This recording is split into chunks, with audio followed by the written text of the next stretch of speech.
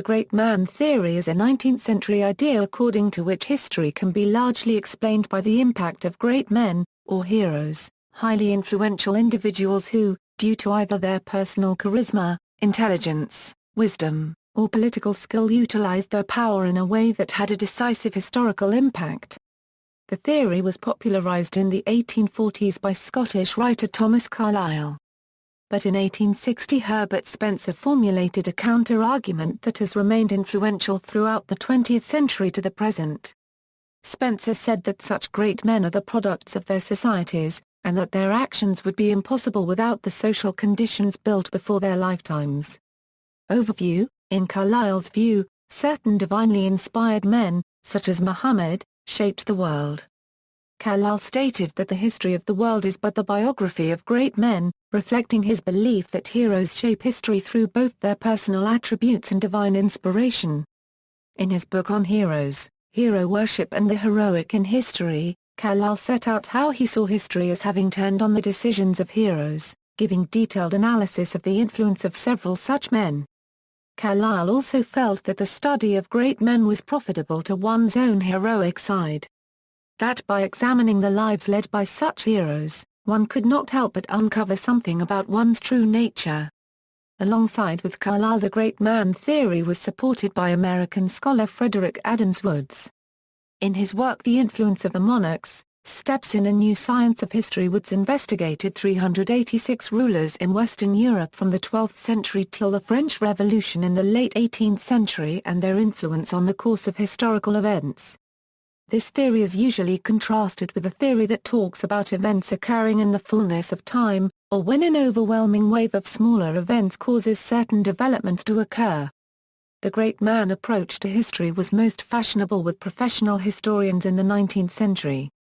A popular work of this school is the Encyclopaedia Britannica 11th edition, which contains lengthy and detailed biographies about the great men of history, but very few general or social histories. For example, all information on the post-Roman migrations period of European history is compiled under the biography of Attila the Hun. This heroic view of history was also strongly endorsed by some philosophical figures such as Hegel, Kierkegaard, Nietzsche, and Spengler, but it fell out of favor after World War II. In Untimely Meditations, Nietzsche writes that the goal of humanity lies in its highest specimens. In Fear and Trembling, Kierkegaard writes that to be able to fall down in such a way that the same second it looks as if one was standing and walking, to transform the leap of life into a walk, absolutely to express the sublime and the pedestrian, that only these knights of faith can do, this is the one and only prodigy. Hegel, proceeding from providentialist theory, argued that what is real is reasonable and world historical individuals are world spirits agents. Hegel opined, such a great historical men whose own particular aims involve those large issues which are the will of the world spirit thus, according to Hegel, a great man does not create historical reality himself but only uncovers the inevitable future. Gender issues were not on the table when the great man theory was proposed. Most leaders were male and the thought of a great woman was generally in areas other than leadership.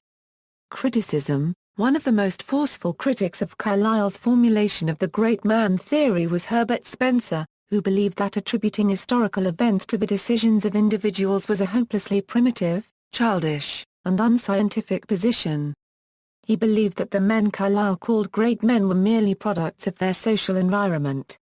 Why? You must admit that the genesis of a great man depends on the long series of complex influences which has produced the race in which he appears, and the social state into which that race has slowly grown. Before he can remake his society must make him. Tolstoy's War and Peace features criticism of great man theories as a recurring theme in the philosophical digressions. According to Tolstoy, the significance of great individuals is imaginary. As a matter of fact, they are only history's slaves realizing the decree of providence.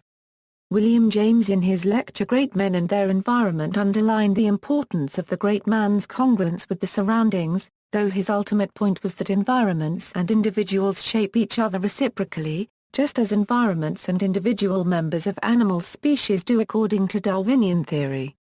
Among modern critics of the theory of great man, one, Sidney Hook, is supportive of the idea. He gives credit to those who shape events through their actions, and his book The Hero in History is devoted to the role of the hero and in history and influence of the outstanding persons. Leonard Grinin defines a historical figure thus: owing to his personal features, or to a chance, or to his social standing, or to the peculiarity of the epoch, an individual by the very fact of his existence, by his ideas or actions directly or indirectly, during his lifetime or after his death may have such an influence upon his own or another society which can be recognized significant as he left a noticeable mark in history and in the further development of society. So, he concludes that the role of great man depends on a number of factors, or none at all.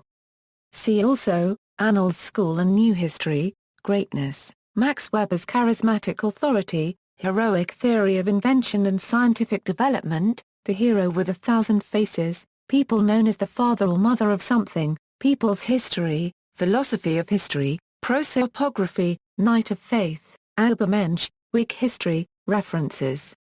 External links, Twilight of the Idols, by Peter Dzikes, from The New York Times, November 5, 2006. Do changes in science mean the traditional great man science biography is going the way of the dodo?